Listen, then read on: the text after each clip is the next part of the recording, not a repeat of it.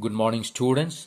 We have been looking into Political Science, Chapter 7, Outcomes of Democracy. So, we have been looking into the different outcomes of democracy, especially the expected outcomes, results of democracy, the goal, the expectation that we are having from democratic government. So we have seen already the first and second, third one.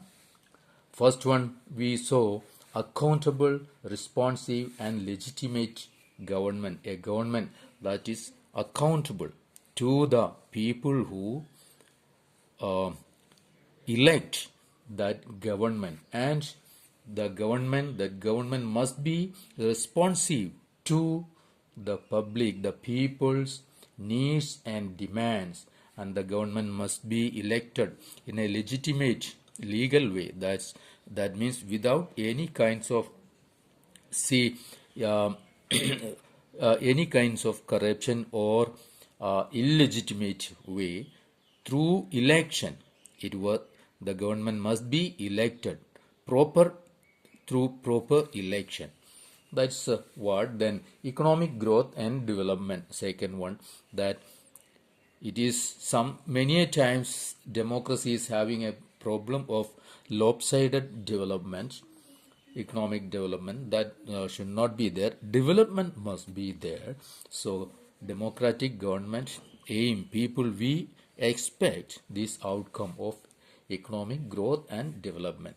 Then reduction of inequality and poverty. Inequality and poverty is a feature of many of democratic governments, so that must be reduced, though it's not possible to eradicate, but that must be reduced. That's one aim, that's one outcome we expect. We will come to next, the fourth one, accommodation of social diversity. See, democracies throughout the world, we may see that it's known for the accommodation of different groups of people or the diversity. Let's take our own country. It's a diverse country. We are having different cultures, different languages, religions, and all kinds of diversities are there in our country, right? And because of that, it's called where after independence we could have been a union of different countries. We have different states. Many of the states are formed or founded according to the languages spoken. So all these could have been different countries, or and a confederation of different countries, but we united. We are united as a union, as a country. That's an example of accommodation of social diversity. So that's there, and is one outcome we expect. Okay, see, it is something that democracy should produce a harmonious social life society. In society, the different groups must, or there should be an atmosphere that everyone or every group of people, every ethnicity of people could live together without any discrimination. That's something we expect. See, we have seen it in earlier. See how democracies work. For example, in Belgium's case, we saw. See, Belgium has successfully negotiated differences among ethnic populations. We saw there, the French and Dutch speaking people and few German speaking people there, but they negotiated and they resolved the problems of diversities, and it's a living example of democracy's accommodation of social diversities or different kinds of diversities that accommodate. And many other countries, if we look around the world, we may see, and India is a wonder, a democratic wonder. Okay, so that is there. See, now, see, No society can fully and permanently resolve conflicts among different groups.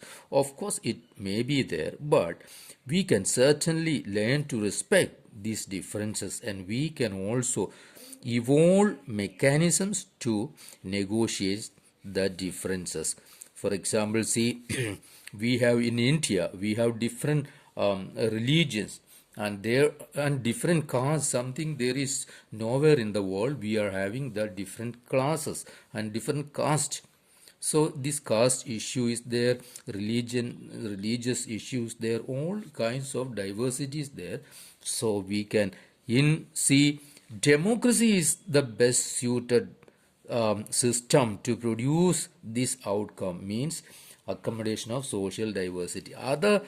See other systems, other governments may not be that much interested. They may keep a blind eye, and they may not see, they may keep a blind eye on social differences, and they may not react for the suppressed group. We saw that in Sri Lanka, in the first chapter, that Sri Lanka, when we have a positive example of Belgium, we have a negative example of Sri Lanka. Okay, and see, we must see in order to fulfill these outcomes, see, democracy must fulfill two conditions to achieve the outcome. Okay, that's given here on page number or 96. You are there. See, it's necessary to understand that democracy is not simply ruled by majority opinion. Okay, it's not that majority opinion. The majority always need to work with the minority so that governments function to represent the general view. So majority and minority opinions are not permanent. Opinion can be different and it goes through, and it is not majority rule. It is not the majority opinion, but respect minority as well. And second, it's also the necessary that rule by majority does not become rule by majority community in terms of religion or race or linguistic or group, etc. Okay, it's not the majority group, majority opinion, not majority group of people. Rule by majority means that in case of every decision or in case of every election, different persons and groups may and can form a majority. So that must be there. It is not that only one group is getting always majority. That's not the majority in democracy. Okay, that's all about accommodation of social diversity. We will come to next, dignity and freedom of the citizen. This is one see outcome we can expect only in democracy. Okay, democracy stands much superior to any other form of government in promoting dignity and freedom of the individual, and you may not be able to enjoy it in any other form of government. Every individual wants to receive respect from fellow beings, right? So often conflicts, we may see that conflicts in different places, between different ethnic groups or see religious groups or caste or class groups. That's all because sometimes these group of people are not getting the respect that they are respecting. Everybody must be recognized as own citizen, as fellow citizens. Okay, so that must be there.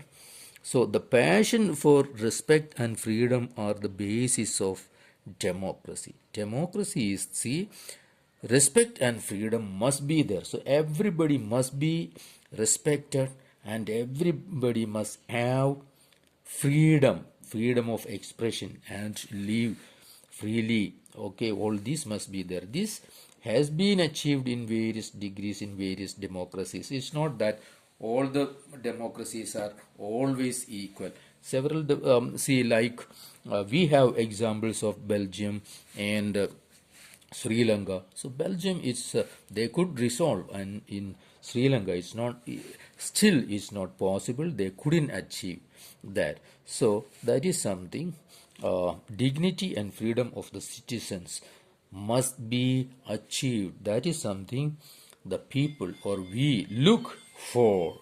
Now, see, one other things. It is when we were talking about talking about generally, okay, general terms of dignity.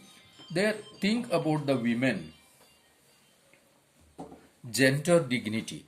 Many societies don't have, countries or nations, even some democracies, not have the dignity of, they don't respect women or their dignity.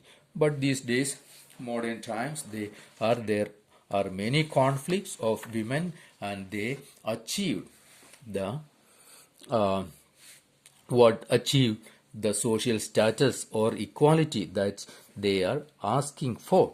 That must be there. On a democratic society gives it, provide it. Okay, so but the thing is that it must be legally supported. See, other systems may not supporting this, the freedom of or equality of women legally. If legal support is not there, they cannot stand or they cannot fight for that. But democracy, legal support is there, so they can fight. And other thing, the caste based society, ours is a caste based society, and caste inequality, of course the caste system and caste inequality is there in our society, but the democracy support our democracy support caste equality.